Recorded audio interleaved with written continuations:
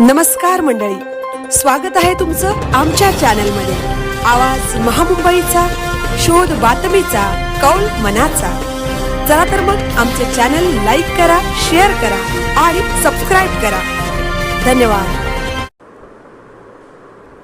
भरधाव टेम्पोने दिली स्कूल बसला धडक, 2 विद्यार्थी जखमी। भरधाव टेम्पोने समोरून स्कूल बसला धडक दिल्याने झालेल्या अपघातात 2 शालेय विद्यार्थी जखमी झाल्याची घटना आज पनवेल जवळील पुणे मुंबई हायवेवर पारपुंड गावाजवळील वेलकम हॉटेलच्या समोरील रस्त्यावर घडली आहे।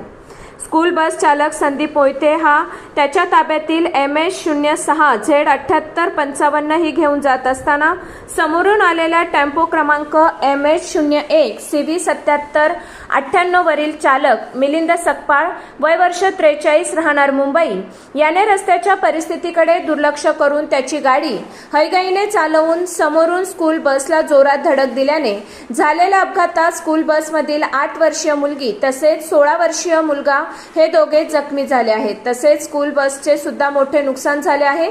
या अपघाताची नोंद पनवेल शहर पोलीस ठाण्यात करण्यात आली असून टेम्पो चालकाला पनवेल शहर पोलिसांनी ताब्यात घेतले आहे। पुढील तपास सहाय्यक पोलीस निरीक्षक सचिन पवार करीत आहेत। आवाज महामुंबईचा चॅनेलसाठी संजय कदम, पनवेल।